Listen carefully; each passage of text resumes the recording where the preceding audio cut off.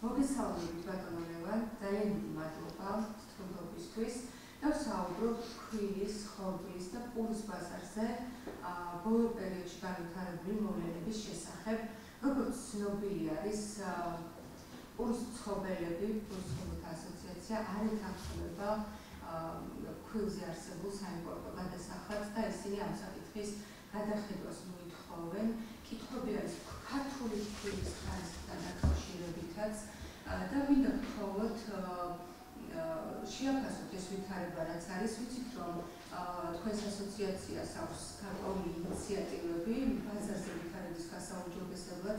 კონკრეტულად რა ინიციატივებზე არის საუბარი და რატომ არის საჭირო, რომ განხორციელდეს იგივე რეესტრის შექმნაზე იყო საუბარი და ქვილის მარკირებაზე. ასევე აუცილებლად შემდგომ უკვე ინდექსის შესახებაც გითხავთ, მაგრამ პირველად აქედან დავიწყოთ საუბარი. თავდაპირველად ეს რომ გითხრათ, რა ნაბიჯებია საჭირო და რატომ არის საჭირო, რომ ეს ნაბიჯები გადაექცეს? კი ბატონო, დავიწყოთ იმით, რომ პურის წარმოებელთა ასოციაციის განცხადებით, ასე ვთქვათ, მათი მიმართვიანობით, მათ შორის პრესაში გაჟღერებული იყო ეს თემა, იმასთან დაკავშირებით, რომ მოიხსნას გადასახადი ეგრეთ წოდებული დამაბალანსებელი საიმპორტო ფქვილზე. იმისათვის, რომ სწორად დავინახოთ ეს სურათი, ანუ მოიხსნას თუ არ მოიხსნას, ჩვენ თავიდან მოვიტყვით, რომ ეს არ არის სწორი თემა. ამისათვის საჭიროა მთლიანად საწყისი განვიხილოთ, რომ რატო შემოვიდა ეს გადასახადი თვითონ ბაზარზე. საერთოდ რატო დადგა ამის საჭიროება ბაზარზე საიმპორტო გადასახადის შემოტანის. რეალურად 10 წლეულების განმავლობაში ბაზარი მუშაობდა 2021 წლამდე. ჩვეულებრივად იმპორტის, ექსპორტის მხრივ და ადგილობრივი წარმოების მხრივ მუშაობდა იმ საკანონმდებლო გარემოში, როდესაც იმპორტი ხორციელდებოდა მათ შორის რუსეთიდან ნულოვანი დაბეგვრით ხორბალზეც და ფქვილზე. ანუ მარტივად რომ ვთქვათ, ხორბალის და ფქვილით საქართველოში შემოდიოდა ნულოვანი დაბეგვრით. 2021 წელს ეს ვითარება შეიცვალა და ანუ 2021 წლამდე იყო სწორი კონკურენციის პირობები, ერთნაირი თამაშის წესები. 2021 წელს ეს პირობები შეიცვალა თვითონ ფქვილის იმპორტის სასარგებლოდ. ეხლა რამ გამოიწვია ეს? ეს გამოწვეული იყო იმით, რომ რუსეთმა ხორბალზე დააწესა გადასახადი, ეგრეთ წოდებული ხორბლის მცურავი ბაჟი, ანუ რუსეთიდან გამოტანილ ხორბალზე გადასახადი იყო რაღაც რაოდენობის მოსაკრებელი და ეს იცვლებოდა მსოფლიო ფასებში შესაბამისად, ხოლო ფქვილზე დარჩა ისევ 0%.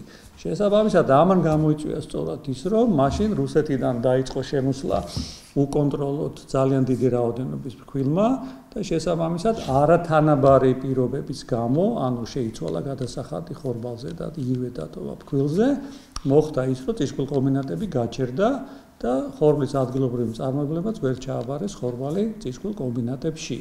ანუ ეს მოხდა ხელოვნური თემასთან დაკავშირებით, იმიტომ რომ შეიცვალა გადასახადი, თანაბარი პირობები შეიცვალა არათანაბარი პირობებით და შესაბამისად ამან გამოიწვია წისქვილების გაჩერება და შესაბამისად ადგილობრივი ხორბლის ჩაბარების პრობლემა. ამის შემდგომ უკვე 2 წლის განმავლობაში მუშაობდნენ ეგეთ რეჟიმში, მათ შორის მეყურეებიც და 2023 წელს უკვე ამის საპირწონედ შემოვიდა გადასახადი, ანუ ხორბლის გადასახადი საპირწონედ საქართველოსთან შემოვიდა ფქვილის იმპორტის გადასახადი. ანუ დარღვეული პირობები, სწორი კონკურენციის პირობების აღდგა და ისევ დაბრუნდა ამ გადასახადით სწორი კონკურენციის პირობები. ანუ თემა არის ეს, დღესდღეობით არის სწორი კონკურენციის პირობები 2023 წლის შემდგომ და შესაბამისად დღეს მომუშავე წისქვილ-კომბინატებიც, მეპურეებიც და ხორბლის წარმოებლები არიან სწორ კონკურენციის პირობებში. ეხლა სვამთ კითხვას, რატომ უნდა მოიხსნას ეს გადასახადი? ანუ დაუბრუნდეთ ისევ იქა, როცა იყო არასწორი კონკურენციის პირობები გამოწვეული 2021 წელს რუსეთის მიერ ფქვილის წახალისების მხრივ. შესაბამისად, ვფიქრობ, რომ თვითონ მეპურეებს ეს მიმართვიანობა ჰქონდათ უბრალოდ იმიტომ, რომ მათ რა თქმა უნდათ ნედლეული ჰქონდეთ იაფი, მაგრამ ამ შემთხვევაში ჩვენი პასუხია, რომ სწორ კონკურენციის პირობებში ვიმუშაოთ და ნედლეული, ვისაც სწორ ამ კონკურენციის პირობებში ექნება მიწოდებული IAP, ის უნდა იყოს ბაზარზე წარმოდგენილი და არა ხელოვნურად დაბრუნება იმავე სიტუაციაში. აქვე მინდა ავხსნა, რომ ზუსტად იმ წლებში, როდესაც 2021-დან 2023-მდე, როდესაც ეს გადასახადი არ იყო, ფქვილის იმპორტის გადასახადზე ვამბობ, მოხდა ის, რომ პურის ფასი მაინც გაიზარდა. ანუ ეს არის იმის საპასუხოდ, რომ თითქოს ესე იგი იმპორტირებული ფქვილი, ანუ რუსული ფქვილი ხელს უწყობს პურის ფასის შენარჩუნებას. ანუ თუ ეს ასია, მაშინ რატო გაიზარდა რუსული ფქვილის გაზდის საპასუხოდ თვითონ ქართული პური. შესაბამისად პასუხი არის, რომ არ არის აპრიორი ისე, რომ თუ დაუბრუნდებით იმავე სიტუაციაში, პურის ფასი არ გაიზრდება.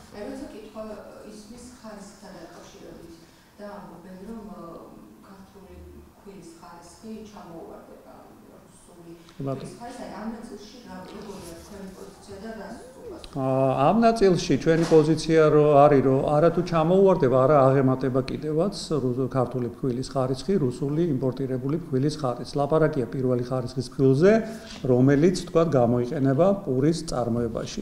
ეხლა მოდით ვთქვათ ესეთი რაღაცა. ტექნოლოგიურად ქართული წისქვილკომბინატები ფქვავენ ზუსტად იგივე ხორბალს, რასაც ფქვავენ რუსული წისქვილკომბინატები. იმიტომ რომ ვიცით, რომ რუსეთიდან ხორციელდება ძირითადად ხორბლის იმპორტი, შესაბამისად გეოგრაფიულად იფქვევა იგივე ხორბალი, თქვათ საქართველოში, ამ შემოდის საქართველოში და იფქვევა და იგივე ხორბალი მაგალითისათვის იფქვევა რუსეთში, მოსაზღვრე რაიონებში და ფქვილის სახით შემოდის. ანუ იდენტური ხორბლიდან კეთდება ეს ფქვილი. შესაბამისად, ამას თუ ჩავთვლით და იმასაც ჩავთვლით, რომ საქართველოს წისქვილები არიან საკმაოდ მაღალ ტექნოლოგიური, რამოდენიმე წისქვილი არის შვეიცარიული ტექნოლოგიის, რამოდენიმე არის თურქული ტექნოლოგიის და შესაბამისად მაღალი ტექნოლოგიური გადაფქვევა ხდება. შესაბამისად, ვფიქრობთ, რომ ამ შემთხვევაში ჩვენ გვაქვს საქმე იმასთან, რომ რეალურად ჩვენ ტექნიკური რეგლამენტით მუშაობს დამატებით კიდე, რომ ჩვენი ხარისხი არაფრით არ ჩამოვარდება. და თუ ამასთან დაკავშირებით კითხვით ნიშნები კიდე არსებობს, ჩვენ მაგალითისათვის გამოვაკვეთეთ განცხადება იმასთან დაკავშირებით, რომ მაგალითისათვის პურის წარმოებლებმა აირჩიონ ნებისმიერი აკრედიტირებული ლაბორატორია საქართველოში, რომელსაც აქვს ლიცენზია შეამოწმოს ფქვილის ხარისხი და შესაბამისად შერჩევის წესით გააკეთონ ანალიზი რუსული და ქართული ფქვილის და ვნახოთ, ანუ რომელი ტექნოლოგიის და რომელი ხარისხი უმჯობესია, ქართული თუ რუსული. შესაბამისად, ჩვენ ღია ვართ კომუნიკაციისთვის, ეს შეთავაზება გაკეთებულია და ჩვენ და საზოგადოებრივ ველოდებით პასუხს, რომ შერჩეული იქნას ლაბორატორია მათ მიერ და შემოწმდეს ქართული და რუსული ფქვილი და საზოგადოებამ იცოდეს, რომ რომელი ხარისხის ფქვილი ჯობია. ასე თქვენ საუბრობთ პურის ინდექსის გამოთვლის საკითხთან დაკავშირებით და აი რას მოხდებს ეს და რატომ არის კი ბატონო, პურის ინდექსთან დაკავშირებით მნიშვნელოვანია ეს იმასთან დაკავშირებით, რომ წლების განმავლობაში მიმდინარეობს ლაპარაკი, რომ რის გამო ძვირდება ფქვილი და ძვირდება პური. აქედან გამომდინარე, თვითონ კორელაცია, თვითონ პურის გაძვირების დამოკიდებული არ არის მარტო ფქვილზე. ანუ მასში შედის თვითონ ისეთი ინგრედიენტები, როგორიც არის ფქვილთან ერთად, მაგალითისათვის საფუარი, მაგალითისათვის ზეთი, მაგალითისათვის მარილი, რომელიც საკმაოდ დიდ როლს თამაშობს თვითონ შიგნით. აქედან გამომდინარე, საინტერესო არის, რომ თვიდან თვემდე ამ პროდუქტების გაძვირება თუ გაიაფება, როგორ მოქმედებს პურის ფასთან, რომ ამ კითხვებს ერთხელ და სამუდამოდ გაეცეს პასუხი და საზოგადოებამ და სპეციალისტებმა იცოდნენ, რომ რის გამო ძვირდება ან იაფთება პური. მე შეგახსენებთ, რომ პურთან დაკავშირებით ჩვენი ინდექსის, ასე ვთქვათ,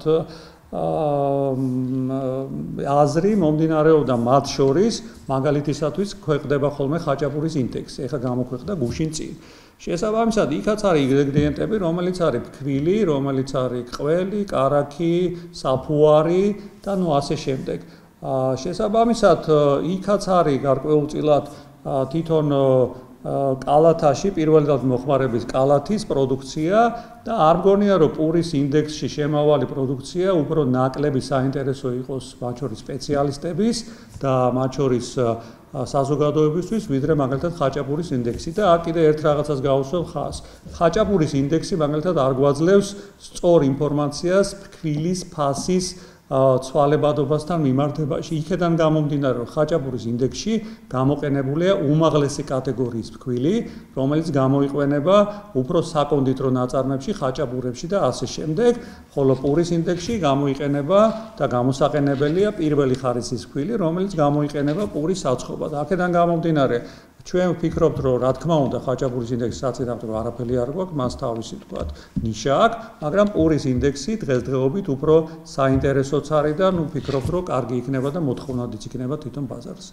ასევე თქვენ მთავრობას მიმართეთ კიდევ ორი ახალი ინიციატივით. ამაზეც რომ გითხრათ, მარკირებას ეხებოდა ერთი ფქვილის მარკირებას და წისქვილ კომბინატების რეესტრის შექმნას. აი რომ აღხსნათ რას გულისხმობს მარკირება.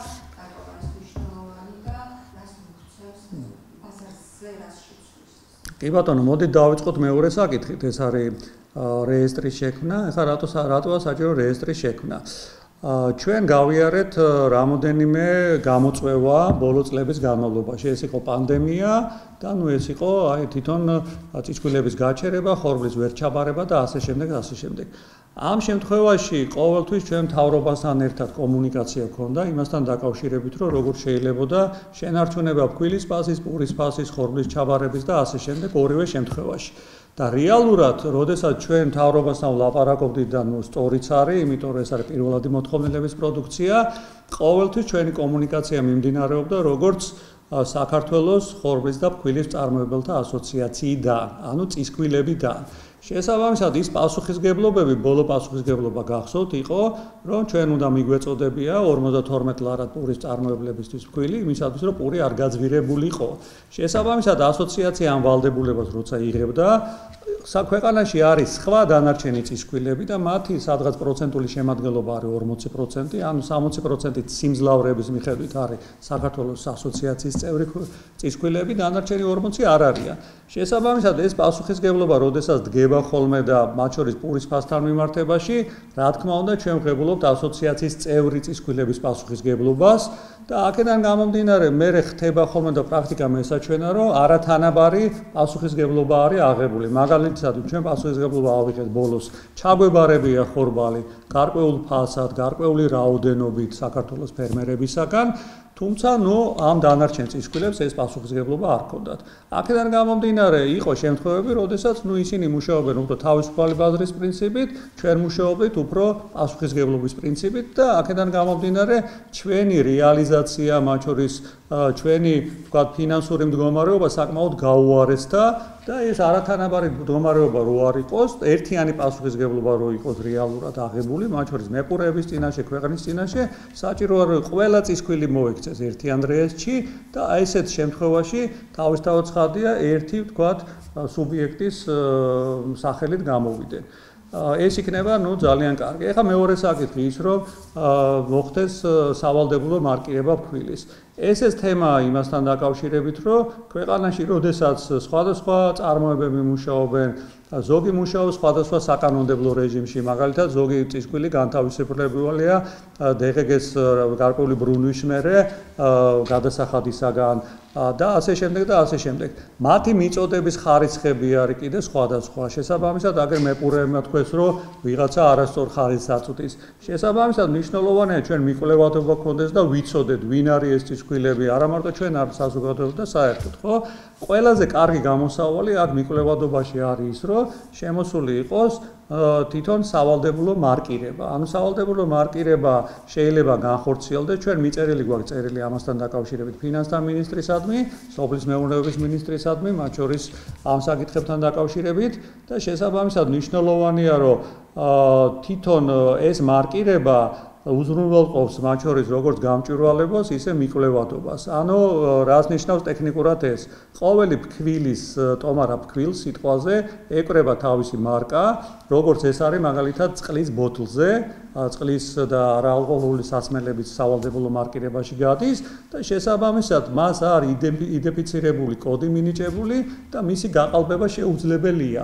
აქედან გამომდინარე ბაზარზე სწორი პირობები ყალიბდება და ეს არის მნიშვნელოვანი ჩვენთვისაც, საზოგადოებისთვის, მეყურეებისთვის და თავისთავად ცხადია, ეს იქნება წინ გადადგმული ნაბიჯი, იმიტომ რომ ვიცით, რომ მაგალითისათვის ეს ძალიან კარგად მოაწესრიგა იგივე წყლის მარკირებამ, ეს დარგი ძალიან კარგად მოაწესრიგა. შესაბამისად, ჩვენ ვფიქრობთ, რომ ეს იქნება სწორი გადაწყვეტილება და ამასთან დაკავშირებით თავრობაზე კითხარი უკვე მიწერილი გვაქვს წერილები.